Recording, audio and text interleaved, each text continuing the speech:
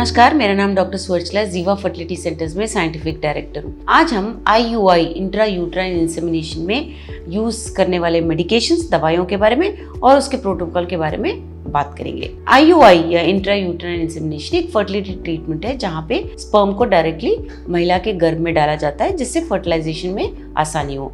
ये प्रोसीजर अक्सर unexplained infertility के लिए, mild mail factor infertility, cervical factor infertility या उन केसों में जहां डोनर स्पर्म यूज किया जाता है वहां पे IUI किया जाता है। और ये IUI का सक्सेस इंक्रीज किया जा सकता है, बढ़ा सकते हैं आप मेडिकेशंस द्वारा और स्पेसिफिक प्रोटोकॉल्स यूज करके, जहां पे ओव्यूलेशन को स्टिमुलेट किया जाता है, इसका मतलब अंडे को रिलीज करना, और यूट्रस को भी तैयार किया जाता है ताकि अगर फर्टिलाइजेशन हो तो एम्ब्रियो या जो फर्टिलाइज्ड एग है उसको चिपकने में आसानी हो। तो पहले हम मेडिकेशंस के बारे में बात करेंगे। सबसे पहले हम डिस्कस करेंगे क्लोमिफेन सिट्रेट के बारे में। ये ओव्यूलेशन को स्टिमुलेट करता है कुछ ऐसे हार्मोन्स को रिलीज करके जो एग के ग्रोथ और रिलीज के लिए आवश्यक होते हैं। अक्सर 50 से 100 मिलीग्राम डेली दिया जाता है 5 दिन के लिए। यूजुअली पीरियड के 3rd डे से 5th डे तक ये शुरू किया जा सकता है। तो ये डोसेज है। मॉनिटरिंग बहुत जरूरी होता है। अल्ट्रासाउंड या ब्लड टेस्ट किए जाते हैं ये देखने के लिए कि फॉलिकल ठीक से डेवलप हो रहा है या नहीं, हार्मोन लेवल्स कैसे हैं,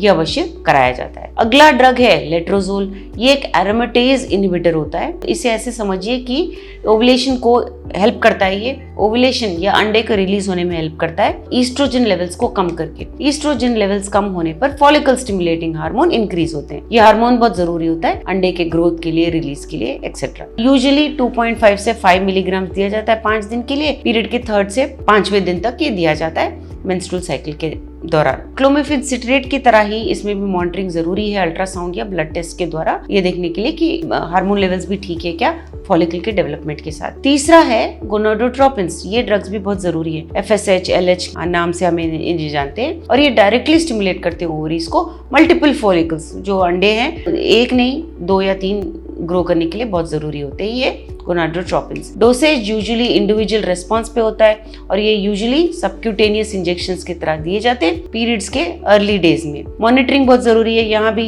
अल्ट्रासाउंड किए जाते हैं, ब्लड टेस्ट किए जाते हैं ये देखने के लिए कि फॉलिकल डेवलपमेंट ठीक है, हार्मोन लेवल्स ठीक है, कहीं ज्यादा तो अंडे तैयार नहीं हो रहे, ये सब देखा जाता है मॉनिटरिंग के द्वारा। चौथा मेडिकेशन है human chorionic gonadotropin.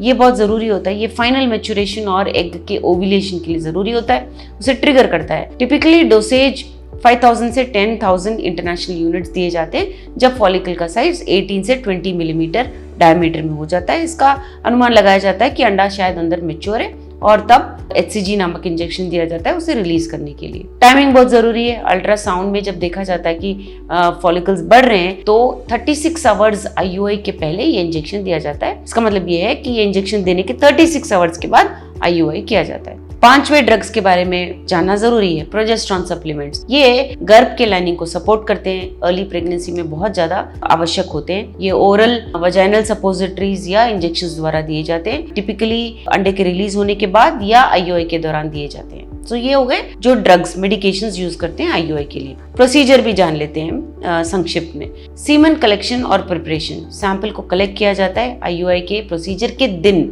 Specifically.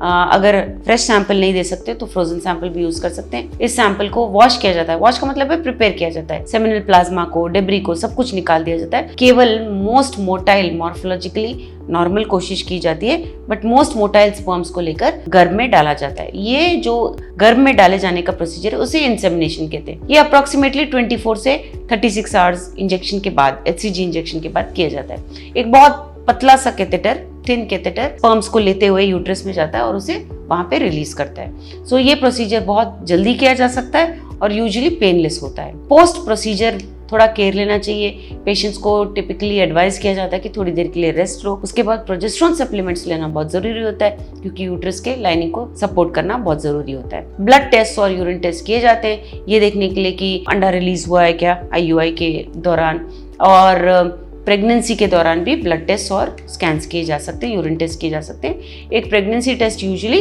IUI के प्रोसीजर के 2 हफ्ते के बाद किया जाता है। तो ये हुआ IUI का प्रोसीजर। लेकिन इसके बारे में अगर आपको और जानकारी चाहिए अवश्य जीवा फर्टिलिटी सेंटर्स आइए। Thank you. हमने इस वीडियो को बनाने में बहुत मेहनत की है, जरूर हमें सब्सक्राइब और लाइक कीजिए। Thank you.